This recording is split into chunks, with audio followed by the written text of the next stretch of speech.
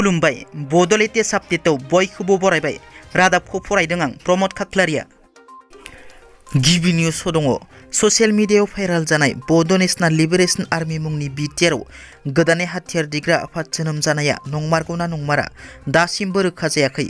बिनि सायाव बिटिआरनि गाहाय प्रमद बर'आ बुङो दि बिटिआरआव कुनु कारनाव गोजोन गैयै जानो हाया।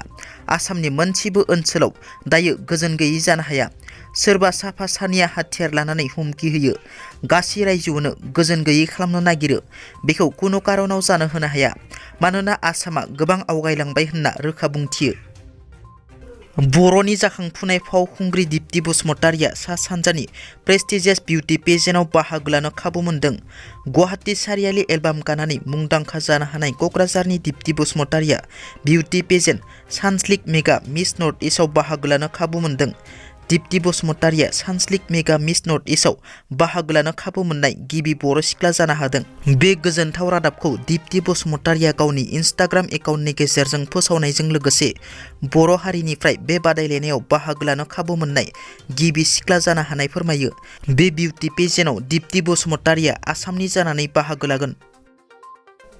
UPPL दोलोनि सोद्रोमाया PMAY न' होनायनि मुङाव जाख्ल'नायनि गोख्रों अजद। बनरगाव अन्थाइ बिल PCDCआव न' होनायनि मुङाव रायजो राजानिफ्राय गोबां रां बिनायनि अजद। चेयारमेन बुद्धिराम बसुमतारी आरो मेम्बार प्रेम सिंह ब्रह्मनि सायाव गोख्रों अजद। बनरगाव बियाब अन्थाइ बिल PCDCनि सिङाव थानाय गासै गं 19 गामिफोरनि गासै 139 मुलाम्फागिरिफोरा PMAY न' मोन्दों। नाथाय साफ्रोमबो मुलाम्फागिरिफोरनिफ्राय न' होगोननि मुङाव 3,000 रांनिफ्राय 3,500 रांसिम रां बिनायनि अजद। बिनाय रांखौ होआब्ला न'खौ मोननाय नङा होनना बुंदों। गोरिब थाखोनि न' मोनगिरिफोरा सोरबा 10-15 जौखोन्दोआव सुतनि रां दाहार लानानै बिनाय रांखौ हरनो गोनां जादों आरो सोरबा माइ फानना बायदि मुवा फाननानै रांखौ हरनो गोनां जादों। नाथाय रांखौ मानि थाखाय लानाय जादों बेखौ फोरमायनानै होनो हायाखै रां लागिरि चेयारमेन मेम्बारफोरा होनना। बेबायदि थासारिखौ लानानै दिनै बनरगाव बियाबनि सिङाव थानाय फालुकमारि गामिनि रायजो राजाफोरा खुद्रिसारनायखौ फोरमायदों।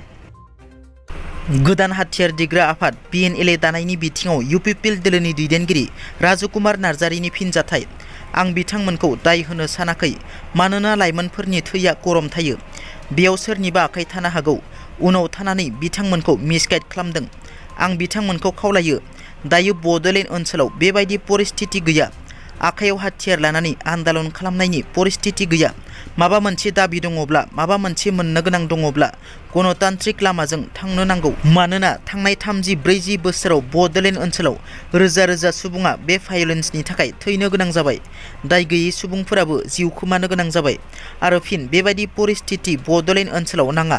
थारैनो बेबायदि आफादा जोनोम जामारदोंना जामारा रोखा बुंनो हाया। सोरबा ओरैनो नंखाय इमेल हरनोबो हागौ, ओरैनो थासारिखौ दुंहाव गाज्रि खालामनो थाखाय, थासारिखौ गाज्रि फारसे लांनो थाखायबो खालामनो हागौ।